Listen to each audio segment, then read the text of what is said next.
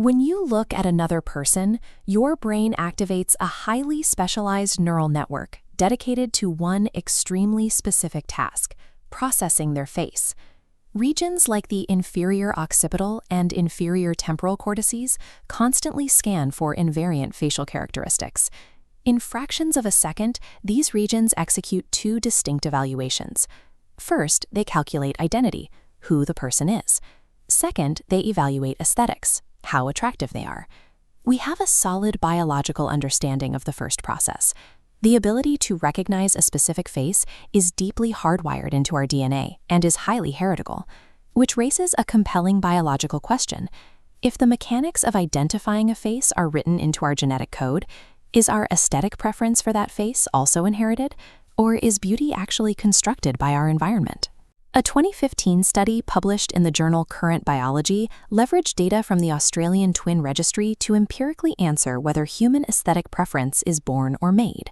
To locate the biological origin of personal taste, researchers first had to solve a math problem. They needed to cleanly separate an individual's unique preferences from universal standards of beauty. Human populations share certain common preferences. Broadly speaking, there is widespread statistical agreement that traits like facial symmetry and averageness are attractive, but any given person's taste inevitably deviates from that average consensus. That deviation, the idiosyncratic variation in what you specifically find appealing, is called individual preference, or face IP. To quantify this, the researchers had participants rate the attractiveness of 200 different faces on a numerical scale, capturing both their alignment with the crowd and their unique aesthetic deviations. By aggregating these ratings, they established a comprehensive baseline of average human preference. With that mathematical background in place, they could finally isolate and measure the exact numerical value of the eye of the beholder. These scatter plots correlate individual ratings against the mean. One participant aligns with consensus at 0.87.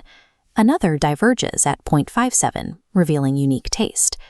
The central pie chart shows 48% overlaps with common preferences. 52% is purely individual. To ensure they were measuring preferences strictly for faces, the researchers used regression to mathematically remove intra-individual inconsistency. They also removed general aesthetic preferences for non-face categories. This scatter plot demonstrates that individual preferences for abstract objects correlate remarkably poorly, with an R-value of just 0.07, to face preferences. This next plot compares the purified face ratings from odd versus even trials. The tight grouping confirms that the face-specific IP score is highly reliable. A person's unique taste is a stable psychological trait. With a pristine, mathematically isolated value for human individual aesthetic preference secured, the researchers were ready to test it directly against human genetics. To cleanly separate genetic influence from environmental influence, they deployed the gold standard of behavioral genetics, the twin study. Monozygotic, or identical twins, share 100% of their genetic variation. Dizygotic, or fraternal twins, share roughly 50%. Crucially, both sets of twins share their family environment and upbringing to a similar extent. The hypothesis test is straightforward. If aesthetic preference is driven by inherited DNA, the identical twins must show a significantly higher correlation in their face IP scores than the fraternal twins. These scatter plots in panel A chart those exact correlations. The identical twins showed a correlation of 0.22, while the fraternal twins showed 0.09. Statistically, with a p-value of 0.1, these two correlations do not significantly differ. The negligible difference between identical and fraternal twins suggests that genetic factors are remarkably weak in determining who we find attractive. To extract precise variance estimates from the raw twin data, behavioral geneticists use structural equation modeling, specifically a tool known as the ACE model. The ACE model divides influence. C represents shared environment, accounting for exactly 0%. A represents inherited DNA, accounting for just 22%. The remaining variance is E, unshared environment. Unique life experiences dominate taste at 78%, establishing an AE model. Your unique personal history, not the family you were raised in or the DNA you inherited, almost entirely dictates your perception of facial beauty. We can contextualize these numbers by returning to the brain's other primary face processing task, identity recognition. We can compare them directly because researchers measured face recognition capabilities in a sample drawn from the exact same twin registry population. Comparing the two tasks reveals a specific scientific phenomenon known as an etiological double dissociation. This occurs when two cognitive processes utilize the exact same visual stimulus but possess distinct biological origins.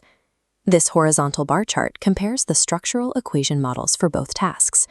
The top bar shows that face recognition exhibits high heritability, with genetic factors accounting for 68% of the variance. In direct contrast, face preference is overwhelmingly defined by the environmental block. Processing the exact same face forces the brain to rely on genetic hardwiring to evaluate identity and learned environmental history to evaluate beauty.